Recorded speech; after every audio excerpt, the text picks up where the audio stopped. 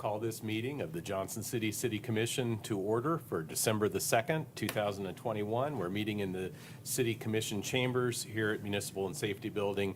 And with that, I'll invite Minister Chauncey Slater from Thankful Baptist Church to come lead us in our invocation, if you'll please stand.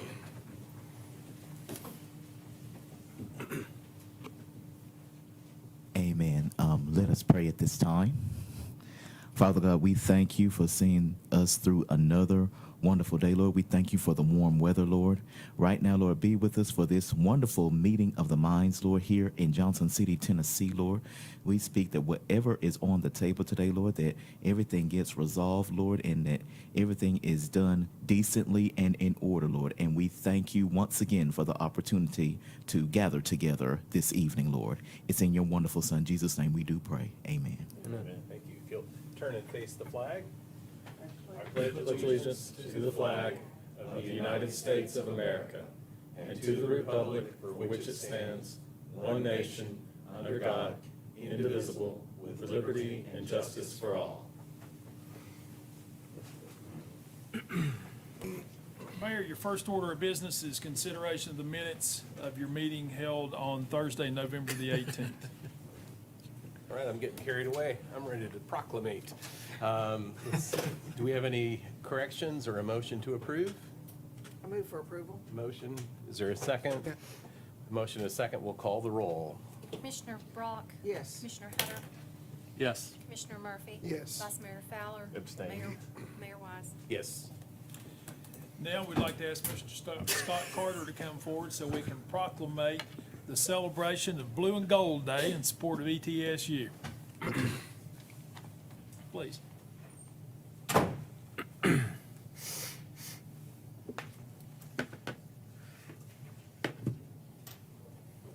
It sounds like there's a lot going on at ETSU. Just a little bit. All right. Well, we have a proclamation for you. I'll read it.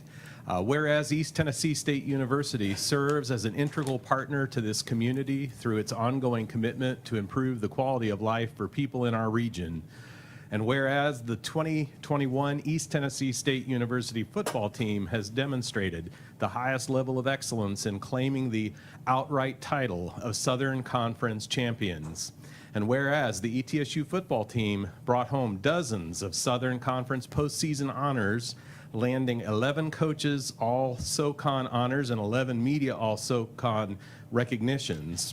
And whereas running backs Quay Holmes and ETSU head coach Randy Sanders were named SoCon Offensive Player of the Year and SoCon Coach of the Year, respectively. And whereas the Buccaneer team has demonstrated tremendous sportsmanship, integrity, character, and grit throughout the season on and off the field. Whereas the Johnson City and Appalachian Highlands community have expressed enormous support with record numbers attending games in Green Stadium throughout the season. And whereas Bucks are making a historic run at the FCS championship, Now, therefore, I, Joe Wise, Mayor of Johnson City, do hereby proclaim Friday, December the 3rd as Blue and Gold Day. Thank you very much, and I'll turn that over to you. Tell us about what's getting ready to happen this weekend, No. how you're keeping us all I appreciate it. Thank you Thank you. very much. And before I do that, if you don't mind, I will shake everyone's hand. Thank you, sir. You're welcome. Thank Thanks, you, Scott. sir. Yes, sir. Thank you, ma'am. Thank you. Thank you, sir. Appreciate it. Yes, sir. Thank you, ma'am. Now, thank you for this wonderful honor. It honestly kind of fighting back a tear listening to you say that. I was telling Dr. Nolan only 7 years ago we were ordering helmets to bring our football team back. And now we get to play at the highest stage, fighting for an NCAA championship. And so much pride in our community and in our university. You mentioned those sellout crowds. It's wonderful to see that. We're hoping for another one on Saturday at 2 p.m. We host the Kennesaw State Owls, who are actually 11-1, going against our 10-1 Buccaneers. Many will remember our first game back in 2015 at Kermit Tipton Stadium. They got us pretty good over there. We paid them back at their place down in Kennesaw, Georgia, the following year in 2016, upsetting them on their home field. So the series is tied 1-1. It's going to be one heck of a college football game. A few of our tickets are still out there, but we really hope people will be there just like they've been all season. You mentioned the great superlatives. I encourage people to stay tuned. I've been entrusted with some confidential information, but there are more superlatives to follow for our wonderful Buccaneers. But I'm so thankful to be the athletic director at this wonderful institution. Thank you for recognizing their great success. We're going to do our darndest to keep it up. Thank you all so much. I'm honored to take this. Thank you. Go Bucks. Go back.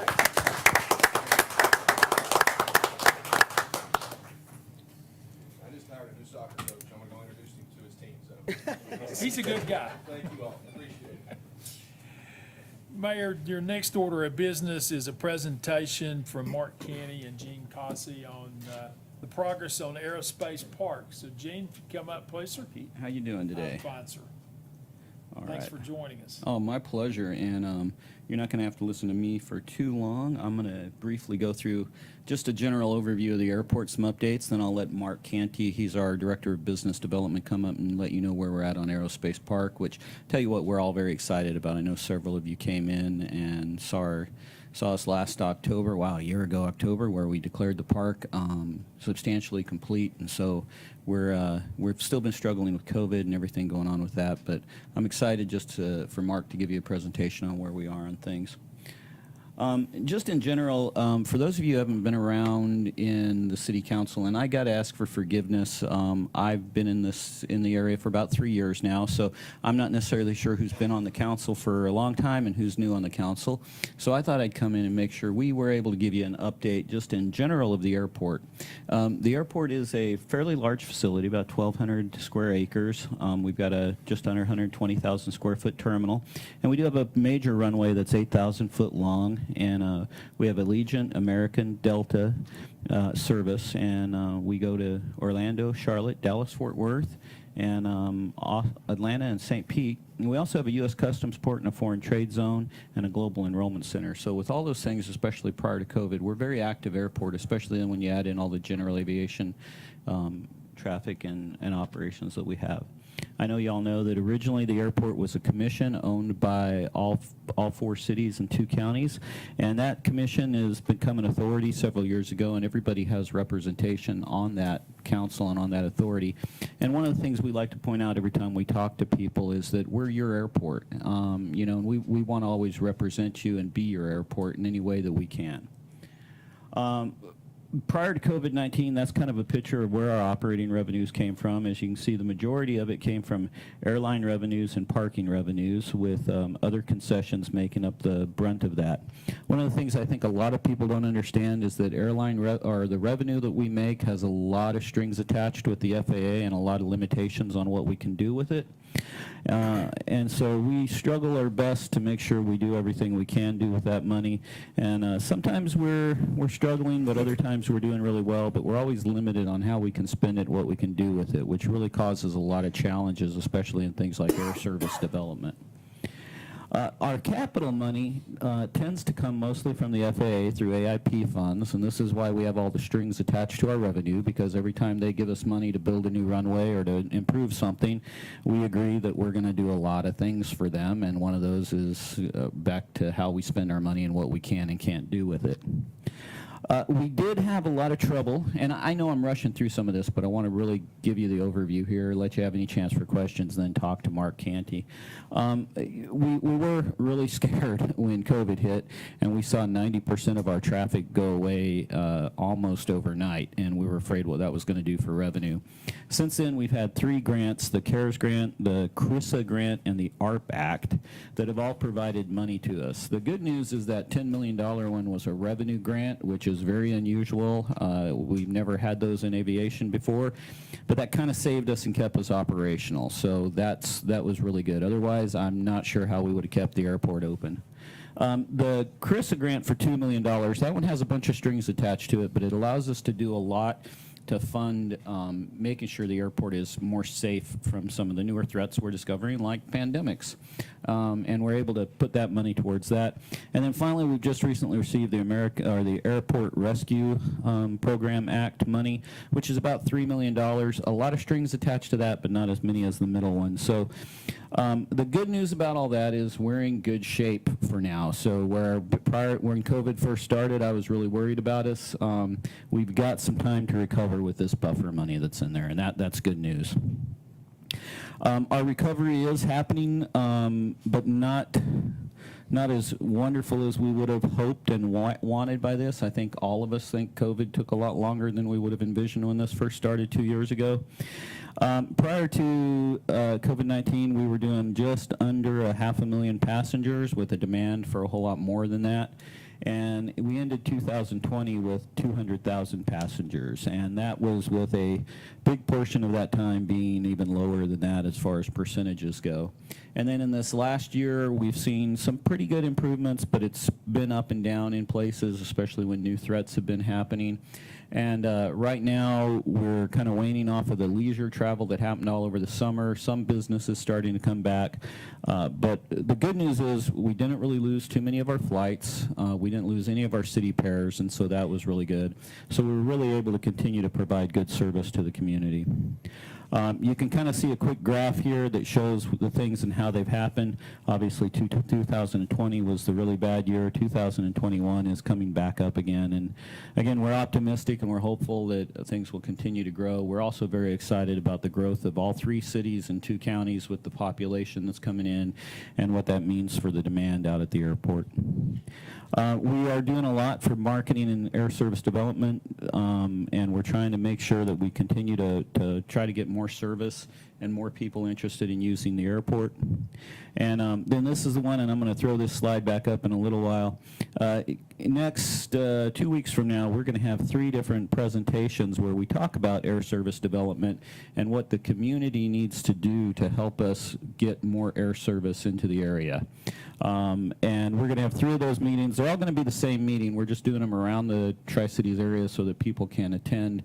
If you haven't gotten an invitation for that, double check your email, but you will be getting a reminder, and we'd love for you to be able to attend. You can attend any of those. If you can't be in Johnson City on the time we're there, you can attend at any one of those meetings. So we really would like to see you there and let you hear about what we're trying to do and what we need as far as help from the community for air service development.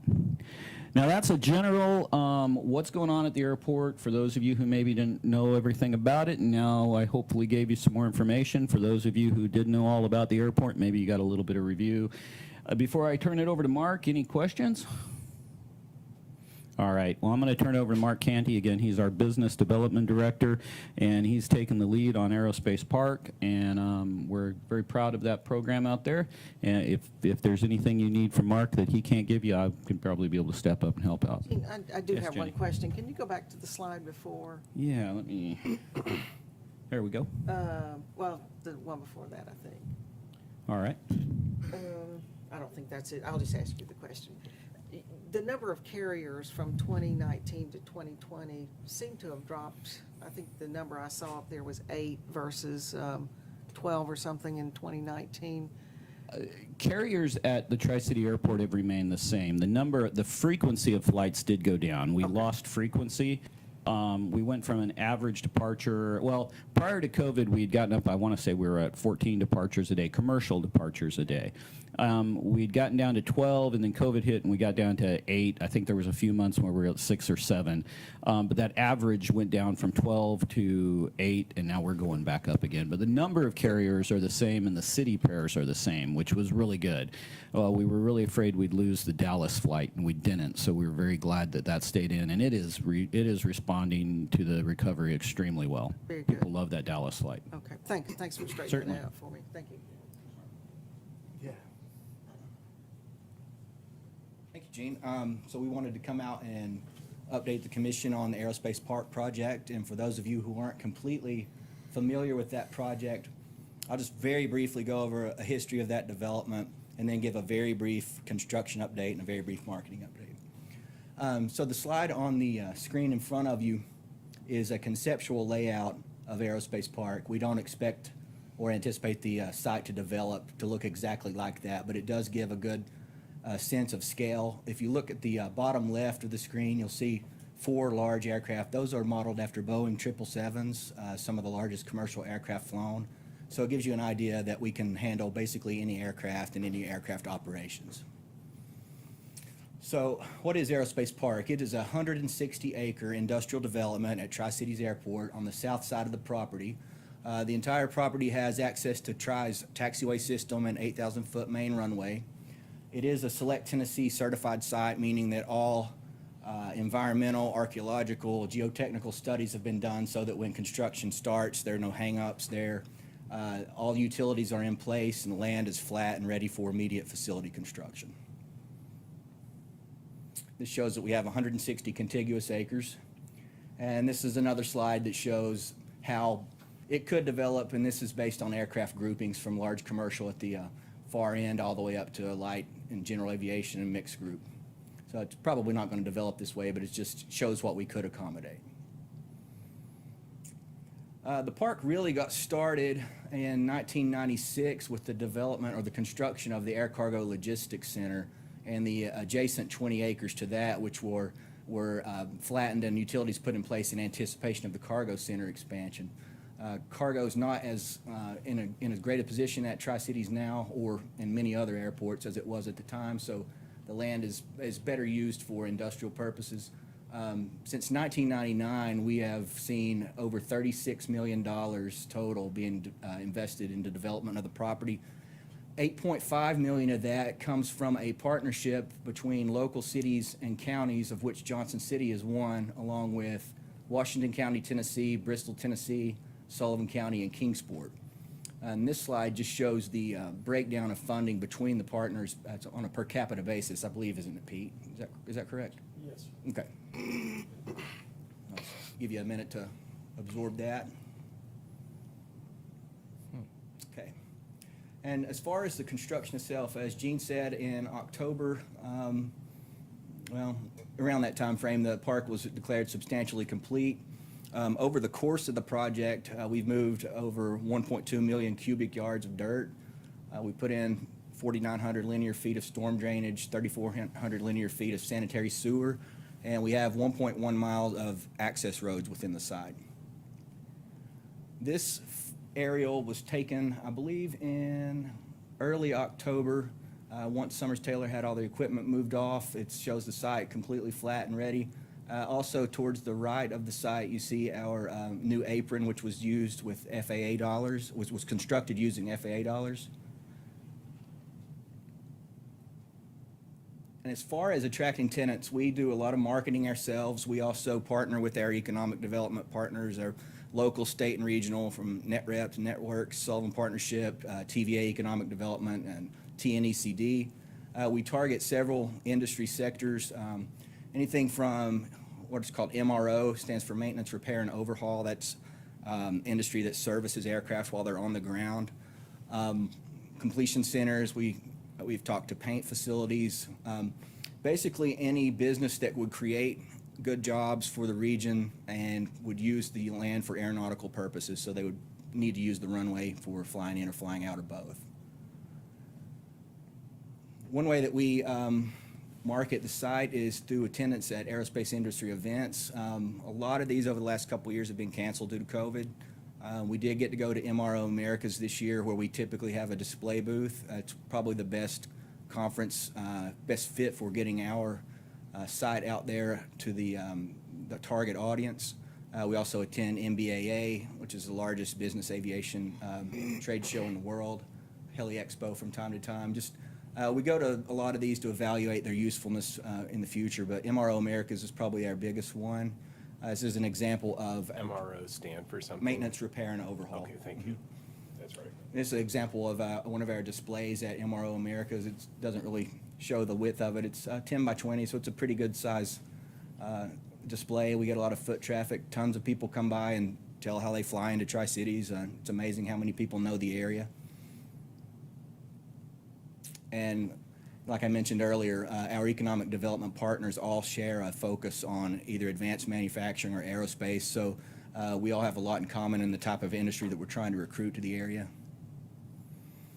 And this is just an example. Over the past couple years, site interest and site visits have been down, a lot of that due to COVID. A lot of my contacts say that the aerospace industry is in a contraction phase right now rather than an expansion phase, but we have had interest in a lot of these. Some of them are disassembly centers. We had a site visitor in May that we actually picked up from the MRO Americas trade show. So there is interest out there. We do get projects from time to time. A lot of those we go out and get ourselves through our own marketing. TNECD brings us projects. TVA Networks from time to time brings us projects. And that's the final update on Aerospace Park. And I know Gene mentioned the air service development meetings earlier, but does anybody have questions about Aerospace Park? Or Gene, do you have anything to add on? The only thing I would point out that Mark was right on is that one of the biggest challenges we had is what I mentioned when I was talking about air service and how we lost 90% of our traffic overnight.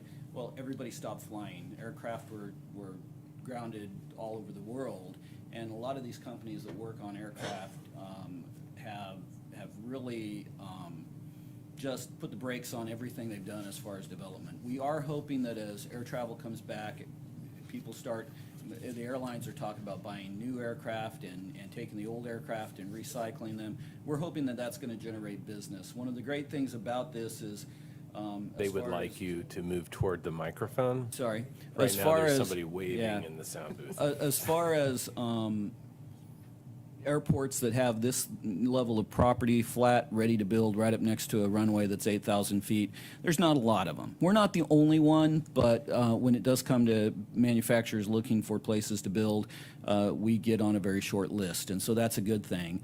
So I'm confident that as the industry recovers, we will see good growth happen out there. One of the other developments we've been working on, but again, you know how things have been with COVID. Everything gets slowed down to about 1/10 its normal pace.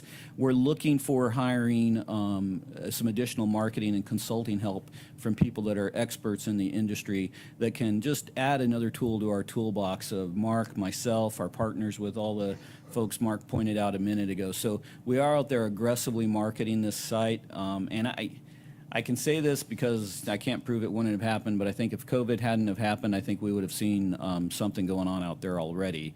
Now it's just a matter of seeing what happens as things come back. A couple of the challenges we've obviously are going to have and continue to face is people who want economic incentives and economic assistance, and they go to another spot that can give them more. That's always one of the big challenges that we look for, and it's one of the things we're always looking at ways to combat. Obviously, if there's two airports that meet all their needs and one's going to give them money to build, we're going to have that challenge up against us. But anyway, it's looking good and it's looking bright, and I'm very hopeful and positive about what's going on at the airport and Aerospace Park. Gene, are you working with the economic development partners in putting any kind of incentive package together so that we're prepared and ready? Yeah, we do. The challenge is, especially the way at least the way I understand the incentive packages under the state of Tennessee, they vary depending on who the company or the manufacturer that you're talking to is. So it's really difficult just to have a box package ready to go put in somebody's lap. We've had a couple of meetings already with interested parties where we've brought in all the team members, people from Nashville, all over, and really helped walk them through everything that they could potentially get as far as incentives. I'll be honest with you, though, we're up against states like Florida that just flood money towards this type of stuff, and even North Carolina. Just being blunt and honest, that's one of the biggest challenges we have. Does most of the incentive money come from the state? In or- those other states, yes. Right. How Another does it great one work? is Ohio that really just floods money at these industries. And of the leads that you've showed us here on the board, what kind of feedback do you get from, what are the pros and cons of why they might select us or not select us? I think the majority of them, well, back in the late 18 and 19, it was because the park wasn't done yet. And people didn't want to commit to coming into a park that wasn't complete. Who hasn't seen a project like this that gets halfway done and then never finishes? So a lot of places were skeptical and wanted to see it finished. Since then, we've had COVID happen, and actually most of the people we've talked with and entertained still haven't made a decision as to what they're doing. So some of those are still in the open. Thank you. Are there other questions? Oh, yeah, very good point. He whispered it, so no one knows what the point Yeah. was. Well, he didn't want to steal my should have already done it myself thunder. One of the things we are excited about out there, and it is related to Aerospace Park, it's also related to developing the airport and air service development, is we've partnered with Northeast State to build them a hangar. Well, we refurbished a hangar. We were originally going to build a hangar, but it just got silly trying to figure out how we were going to build it. So we found a hangar to refurbish for them, and with the board's help and with everybody's help, we literally literally bent over backwards to get that hangar completed. And they now have a fully certified airframe and power plant school located on the airport, full of students and a long waiting list as far as additional students to get in. So we are piping out new airplane mechanics as quickly as they can be piped out. It's going to be a very successful project. One of the great things about it with the Tennessee Promise, the students from Tennessee can go there and get very good certification that leads to high-paying jobs, basically for nothing. So we're excited about that program that we helped build out at the airport. Now we just need to get those jobs in Tennessee. That's what we're working on. You know, it's a very complex puzzle we're trying to put together. And I think I told somebody once, maybe it was you, Pete, that the problem is we're looking at the back of it instead of the face. Yeah, you know, the important thing here is you've got the park, you've got the airport, you're trying to attract employers. Well, with this relationship with Northeast State, you're creating a workforce that's ready and available to fill jobs when they become in the area. So, you know, you've put all the pieces of the puzzle together there to make it about as attractive as you can make Northeast Tennessee look for aviation. People can talk regionalism all they want to, and people can criticize that nobody does regional stuff, and I'm gonna call horse feathers. This is a great another great example of where the local governments in Northeast Tennessee have come together, made good investments, and have created an opportunity for a future generation to have great jobs right here in Northeast Tennessee. It happens, folks, and this is a great example of it. Good job. Thank you. The last thing I'm going to say is just a reminder of this slide up here. Probably next to the Aerospace Park development, the next most important thing that we do out there is try to grow air service. We are in one of the cities that has, or one of the regions, because we're more than one city, that has the great opportunity of there's far more demand than we have supply. So we have plenty of room to grow. We just need help getting the airlines to come in and add new service here. And that's what we're going to talk about during this meeting. And what I like to always remind everybody around here that this is your airport, it's your asset, and we need your help and your support to make it grow. So if you could come to this meeting, Christy's going to love me for this chair job I'm doing for her. We would really appreciate you and anybody interested in growing the airport being at this meeting. Thank you. Thank you. Thanks, guys. All right, your next order of business is consideration of a beer license for Fuji Enterprises doing business as Fuji 112 Sunset Drive Suite 2. This is for a Class 1 on-premise beer license. The appropriate reviews have been made, finding no disqualifying factors, and the recommendation is for approval. Is the applicant here? If you'll approach the podium and give your name and business address, please. Yeah, first of all, they go by Pete. That's my nickname. I'm from Southeast Asia. I just started this business, take over from the previous owner, actually, that they're gone, disappears right now. So I'm totally new in this town, but nice to meet everyone's right here. Yeah, in order right now to start the new reputations and then the new business environment that I'm in needed to get my beer license to be approved. Since that's the only things that we had a lot of customer that came that, you know, this is holiday, you should get the beers that come in pretty soon, which is. I have two questions for you. Yes, sir. Have you read the rules and regulations concerning the sale of alcohol in Johnson City? I went to the class and then I read, yes. I own also another 3 restaurants in North Carolina and then Spartanburg. So I know every city and then every state, they have different rules, but actually they made me go to 3 different classes right now, including here. Which brings me to my next question. Do you Yes. agree to abide by those rules? Yes, I do agree, sir. Yes. All right. I'm so sorry about No, no, that. you're fine. Those are the two critical questions. Now, Yes. Are there the commission? Do you have questions for the applicant? Move for approval. We have a motion to approve. Is there a second? And a Is there any second? questions? Yeah. We'll call the roll. Commissioner Brock, Yes. Commissioner Hunter, Yes. Commissioner Murphy. Yes. Vice Mayor Fowler, Yes. Mayor Wise. Yes. And while you're here, tell us just the business name and what's special, what's on your menu, what should people come looking for? Okay. Oh, yeah. That's a good opportunity for myself too.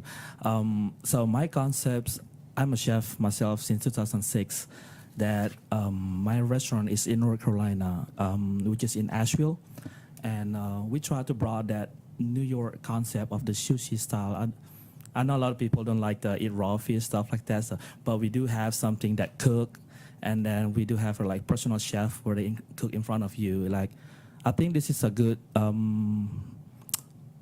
opportunity for me. The fact that we close to the mountains, and then it's kind of cold area, and then you got the heat and the flames in front of you with the quality of the food in front of you. So I think this is the best combination that I can bring to this town. Especially we got a lot of people, we far away from the coast, and how you gonna get your fish and all that stuff. Since I already have another 3 restaurants, we flew our fish from Hawaii, some of it. That's the first things. And then some fish that are over in town, I can bring it right away and then send it to my other restaurant in Asheville and then deliver it right here. So that's the things that I'm very excited about the community right here. If I can bring something different, like type of foodies in Asheville, to make more variety of food style in Johnson City. Yeah. Well, we I think wish that's my concept. wish you well. We're glad you're here. Thank you so much. I appreciate it. Yeah. Good luck. Your next order of business is consideration of the consent agenda. And today we'll start this direction. Commissioner Murphy, do you have items you'd like to pull? Not as of now. Okay. Vice Mayor? None. Okay. Commissioner Hunter? No, sir. I am disappointed in you folks. Commissioner Brock? I don't either. Whoa, what has come of this group? Everybody over there happy. All right, well, so are there any items that you feel the need to highlight, Mr. Manager? I would call for a motion. Okay, we have a motion to approve Second. and a second. Second. If there's not objection, we'll call the roll. Commissioner Brock, Yes. Commissioner Hunter, Yes. Commissioner Murphy, Yes. Vice Mayor Fowler, Yes. Mayor Wise. Yes.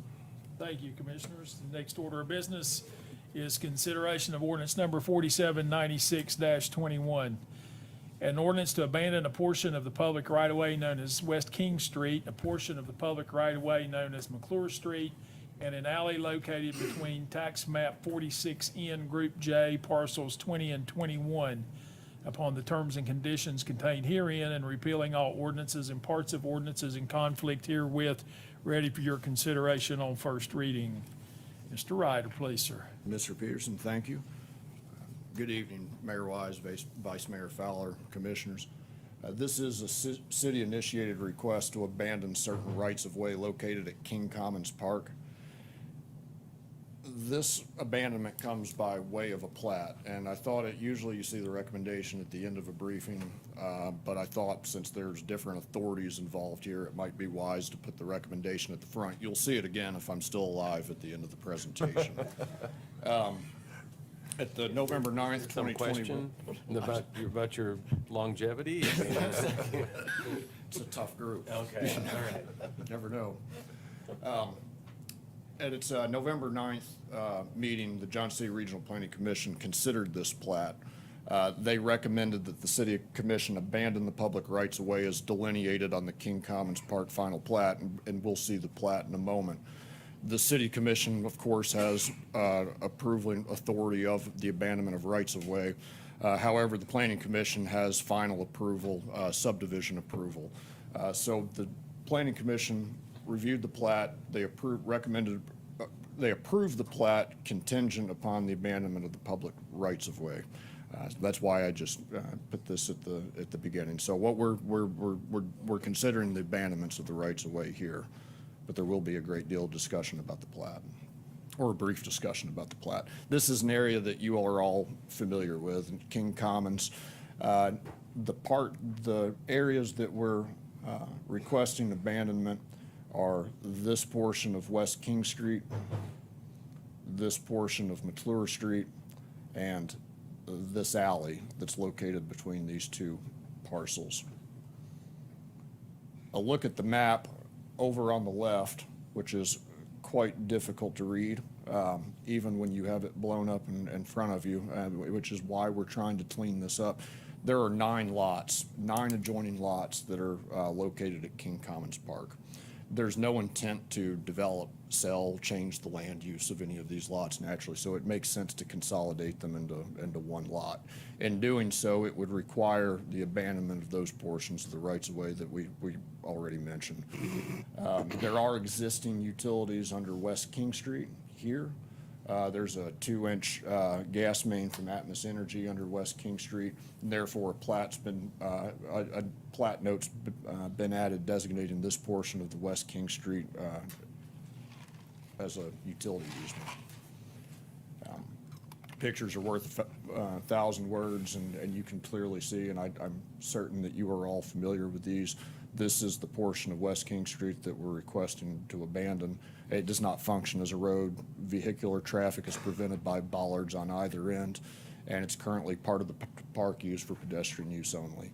Likewise with McClure Street, you see the bollards, and this small area right here is the only portion of McClure Street that we're requesting to be abandoned. Bollards preventing vehicular traffic.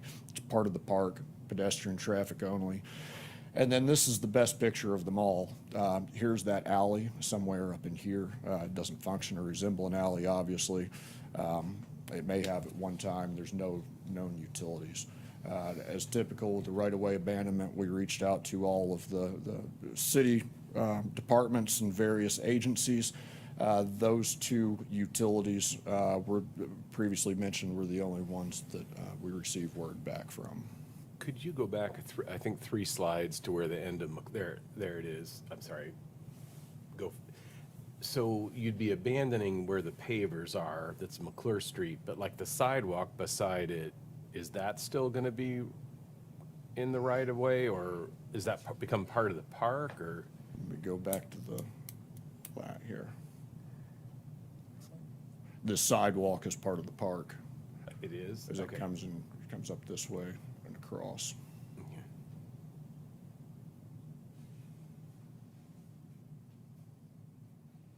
Right here.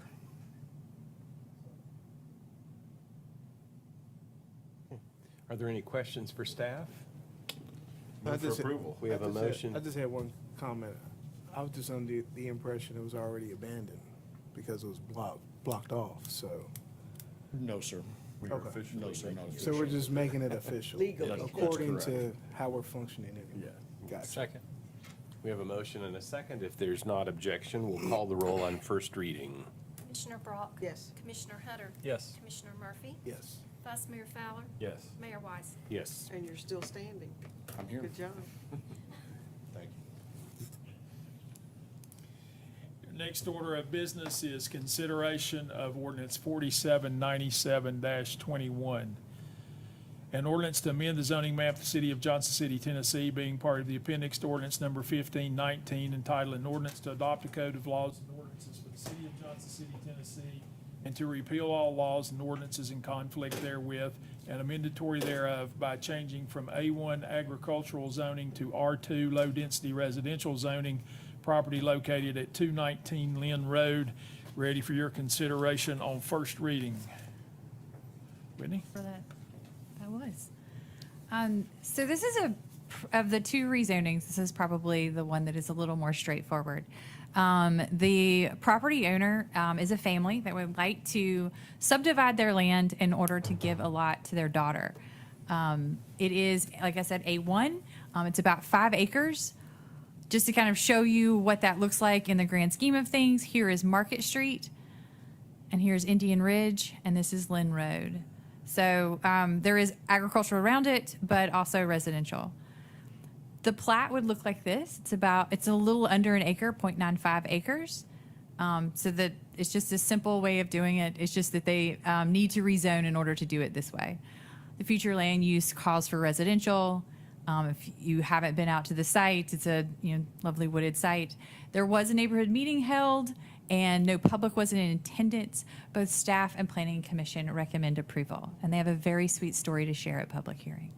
Okay, are there questions for staff on first reading? Move for approval. Second. We have a motion and a second. If there's not objection, we'll call the roll. Commissioner Brock? Yes. Commissioner Hunter? Yes. Commissioner Murphy? Yes. Vice Mayor Fowler? Yes. Mayor Wise? Yes. Next order of business is consideration of ordinance number 4798-21.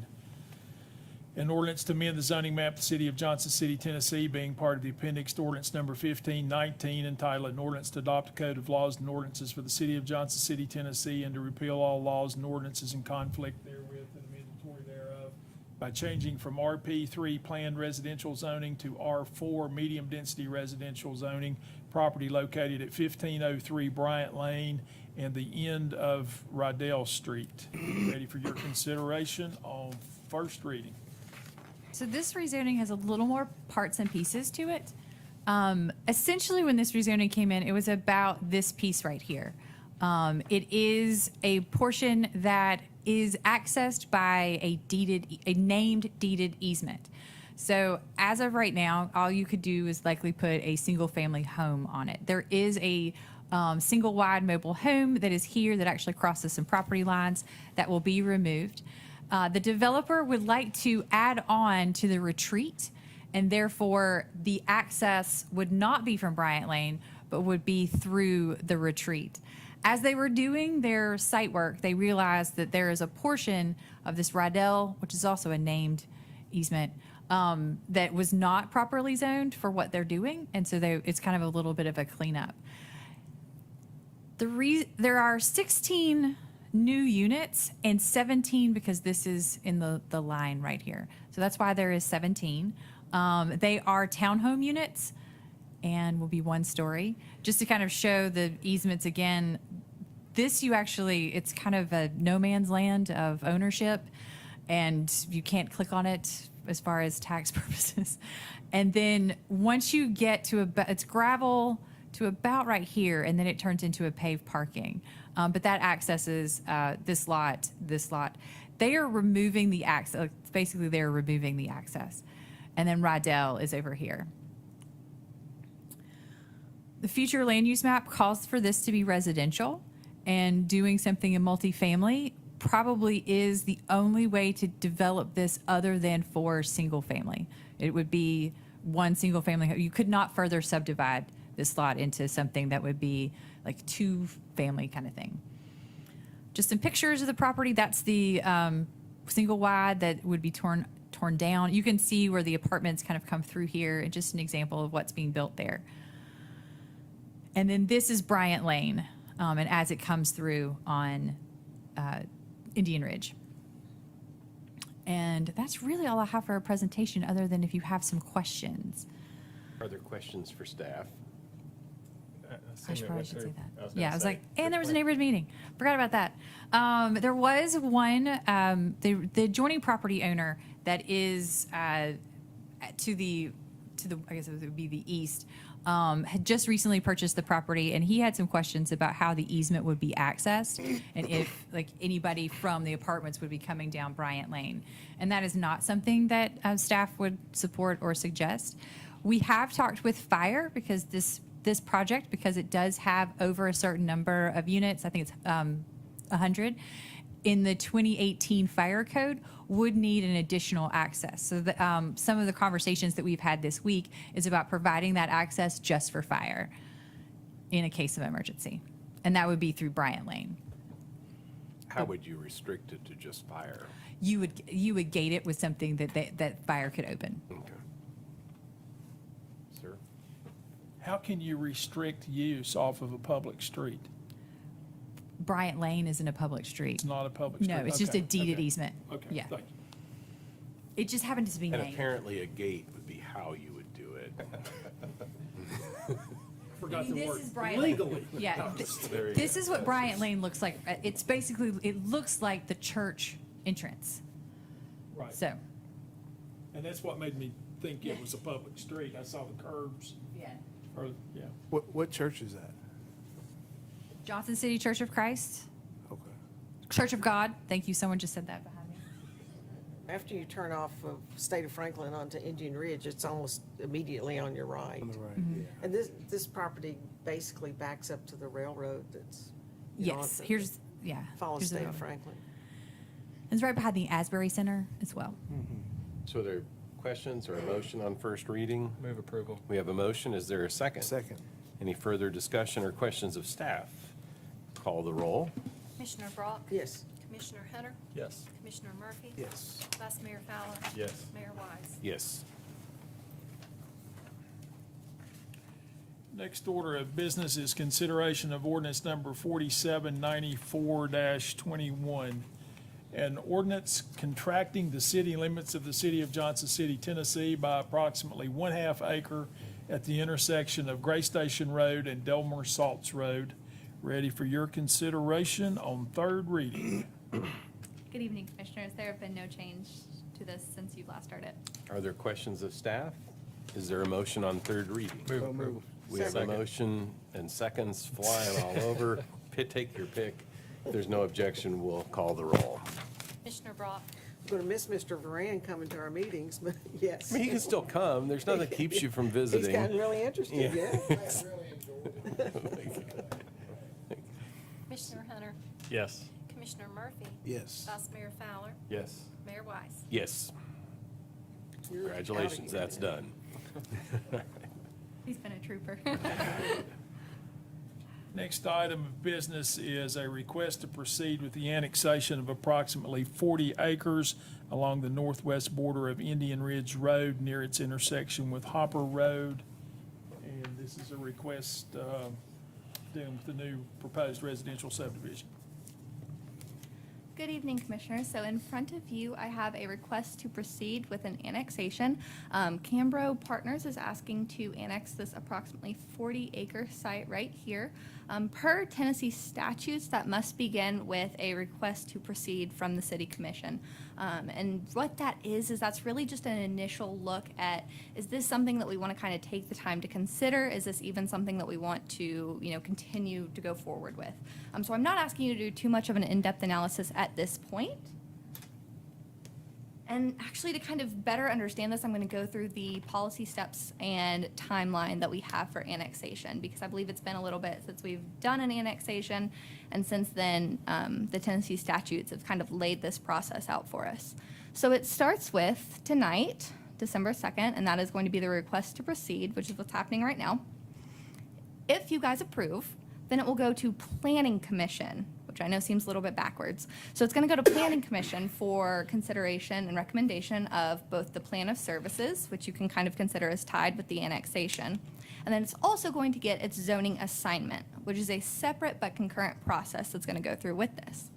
And so after Planning Commission, considering they recommend approval, it is going to come back to you guys for a preliminary resolution. So that's when you're going to look a little bit more deeply at the plan of services and what exactly this proposal is. That's also going to be the night of the first hearing of the zoning assignment. So that's all going to be December 16th. Following that, January 6th, you're going to have the final resolution for the annexation and the plan of services. This is also going to be public hearing. So public hearing is going to be the same night that you either ultimately approve or disapprove the annexation. This will also be the second reading of the zoning assignment. So public hearing is all going to be on this night. However, assuming you pass and the annexation goes through, it won't actually get its official zoning assignment until third reading, which would be on January 20th. So normally, the planning commission meeting, in this case, is 2 days before, we would have our agenda already set for the 16th before we would know what the planning commission would do on the 14th. Have we, normally there's a lag between planning commission and us. I'm not objecting to the sequence, it just, we're gonna kind of have to make an exception to how the packet comes together, or how will that work? You can just pick it off if they don't. We will place it on the agenda, and should it not Subject be. to whatever happens at Yes, sir. planning. Okay. Thank you. So are there questions for staff? Yeah, I have a question.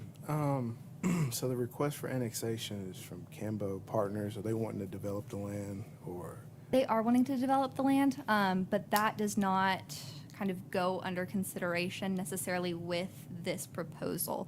So what you guys are going to be looking at, and again, this request to proceed is very high level, but this is really going to be including the plan of services, which would be, when this does develop, if this develops, how is the city going to serve this site?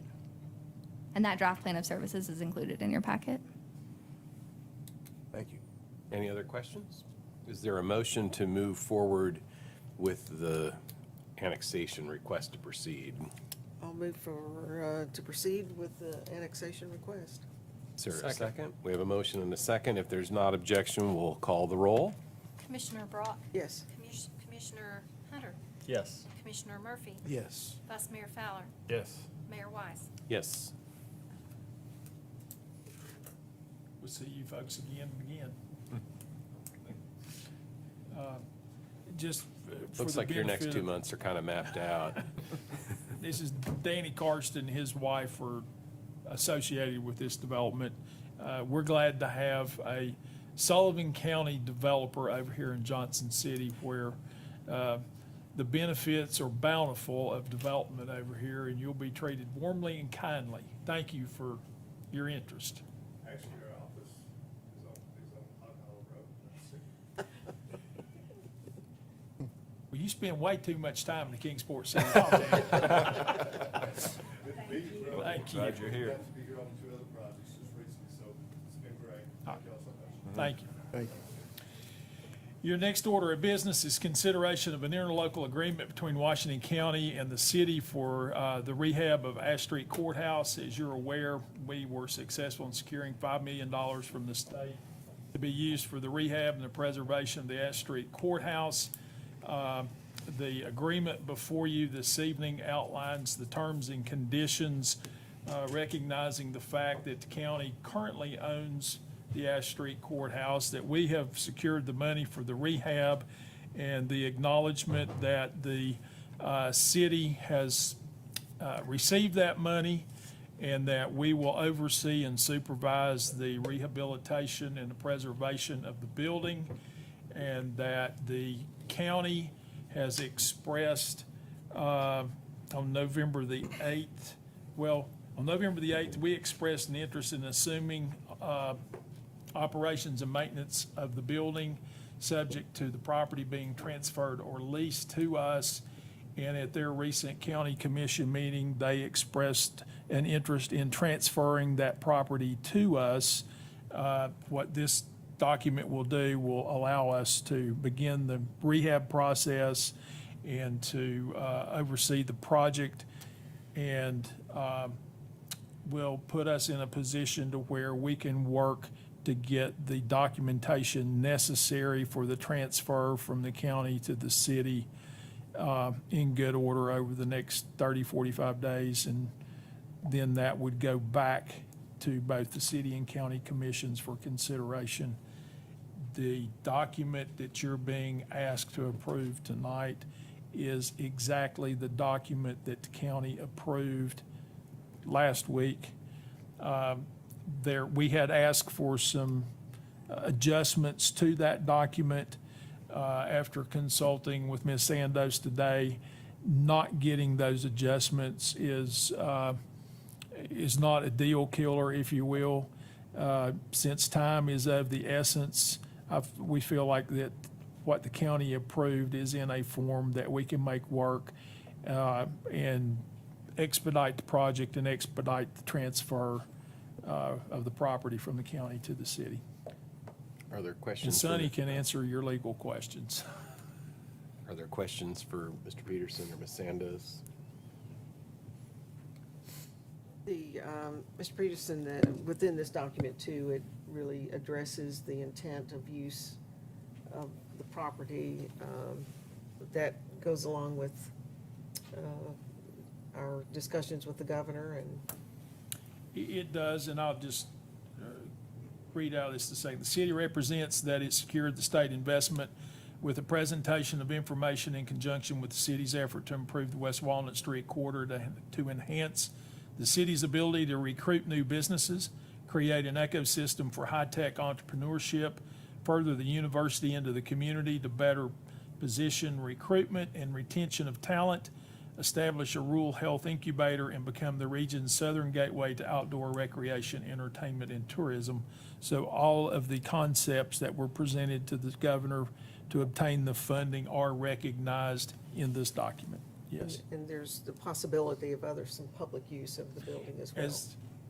as long as the uses in that building are public use, we are in conformance with the conditions of the transfer from the federal government to the county. Public use would exclude a privately owned for-profit business from being utilized in that building. I think that's going to limit you to, in general terms, to a governmental or a quasi-governmental use in order to stay in compliance with terms of the transfer. Would you be in agreement with that? I don't disagree with that. So I've been a part, along with a number of other people, of a conversation about West Walnut Street for what has now been going on, I think, 7 or 8 years. And it really started when somebody was going to tear down the mill and build apartments on that parcel. And that was the question we were asked, and that wasn't really the question we wanted to answer. What we wanted to answer is, what do we want West Walnut Street to look like? And so thankfully, that particular proposal didn't materialize, and we began a process of re-envisioning what Walnut Street would look like, and we're seeing that public investment occurring now. At the very beginning of that, we recognized that the Ashe Street Courthouse was this critical piece. It's a pretty big building relative to the rest of what's down there, shy of the mill, probably the next, and Summers Hardware, but the next most significant kind of building in that area. And it had its own unique challenges because it was owned by the government, and it had to be this public purpose, and it was going to go back to the GSA. And so as we were moving forward on Walnut Street, it was with the eye on the entirety of the corridor from ETSU to downtown, but with a special awareness of the fact that that one building presented a whole host of unique opportunities and challenges. And so when we were able to, not once but twice, secure commitments from the governor to put this $5 million forward to restore that building, it was an exciting opportunity. And I just want to, I think, laud our colleagues on the county commission for supporting this, because I think it's good for city and county. I think the preservation of the building is good for all of Johnson City and Washington County. And I think this agreement really recognizes what has been previously stated by the county, that they would like to not be in the position of having to own and maintain that building. And so I think this is really a win-win-win. It's a win for historic preservation, it's a win for Washington County, and it's a win for Johnson City. And they're having been touring through the building again this afternoon. I think we were all there. There is a lot to do at the Ashe Street Courthouse before it's going to be ready for use, and there's a need for its future use. So this is a project anchored in our city's history, but motivated by our city's future. And I don't know if typically the chair doesn't make a motion in support of something, but I believe Robert's Rules allows a small governing body to do that. I would make a motion that we approve the interlocal agreement as approved by the county. Second. We have a motion and a second. Is there further deliberation, or if there's not objection, we'll call the roll? Commissioner Brock? Yes. Commissioner Hunter? Yes. Commissioner Murphy? Yes. Vice Mayor Fowler? Yes. Mayor Wise? Yes. Thank you. Thank you, Sonny. Your next item for consideration is approval of an amendment and restatement of our retirement plan. This will impact the city's defined contribution 401A plan and the 457B plan. As you're aware, currently, new employees have a 6-month waiting period before they're eligible to participate in our DC plan. And the modification before you would remove that 6-month waiting period and make employees eligible to participate in the retirement plans immediately upon employment. It also has some language in there that, some clarifying language that removes the reference to age 65, and the other thing that it does is it provides for the mandatory distribution of account balances under $5,000. So we would, This is really going to help us with recruitment and retention. Employees are oftentimes confused by the fact that they work the first 6 months of their career here, going home with a paycheck of X, and then at the beginning of the 7th month, they go home with something less than X because they're participating in the retirement program. So this is something that will be very helpful with us in terms of being more competitive in recruitment and retention, and we would ask that you approve this. Are there questions for staff or a motion? Move for approval. We have a motion to approve. Is there a second? Commissioner Murphy? Yes, sir. All right, we have a motion and a second. Any further deliberation? Or we'll call the roll? Commissioner Brock, Yes. Commissioner Hunter, Yes. Commissioner Murphy, Yes. Vice Mayor Fowler, Yes. Mayor Wise. Yes. Takes you to the end of your agenda for action items this evening. Ms. Jennings, I felt like did a really good job presenting you with some financial information, and you've gotten a draft of the CIP. So we will try to get something set up in the immediate future for you all to go through the CIP, and so you can start looking at what is before you for the FY23 budget cycle. CIP's in. Staff will begin working on the FY23 operating budget shortly after the first of the year, and we want to make sure that you all are fully up to speed on where we are with capital project and equipment needs, and have that information ready for your consideration as you prepare the operating budget. So, Are there Would be- questions for Mr. Peterson? Any? I'm sorry, go ahead. Just under information, the letter of support for the Tweetsie Trail expansion? Yes. That's being sent? it's already sent. Okay. I sent it out last Wednesday, and I think Mayor Woodby put a packet together and presented that to the governor while he was up here Tuesday of this week. Okay. In conversations with Representative Hicks and an email back and forth with Mayor Woodby, I think the governor toured the TCAT location in Elizabethton, and they also had pretty lengthy conversation about the reuse of the former prison up in Roan Mountain for a rehab and treatment facility and the extension of the Tweetsie Trail. Everyone seemed to think that those were extremely positive meetings with a very high level of interest by the governor in helping Northeast Tennessee address workforce development, tourism enhancement, as well as treatment for addiction and getting those folks also workforce ready and ready to get back in the workforce. Great. Appreciate it. I'll invite commissioners, if you have anything you'd like to add before we close our meeting, or any reports from committees or boards you serve on. I'll start with Commissioner Hunter this time to give Commissioner Murphy a minute to collect his thoughts. No, nothing to report at this time. Well, Mr. Peterson, first of all, I'll just thank all the city staff. I know how hard they have been working to get Johnson City Christmas ready.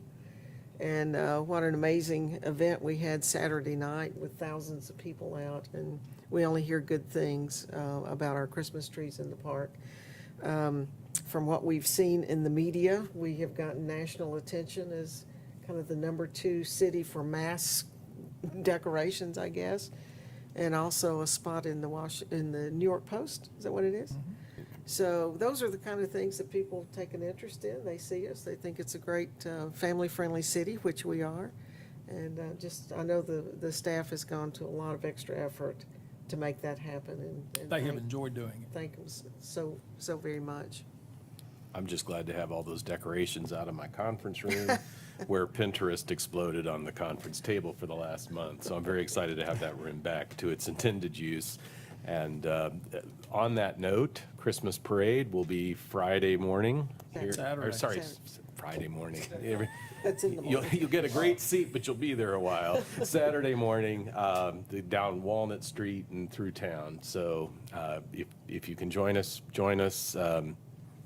We'll have candy. So, Vice Mayor? ETSU, blue and gold tomorrow for everybody.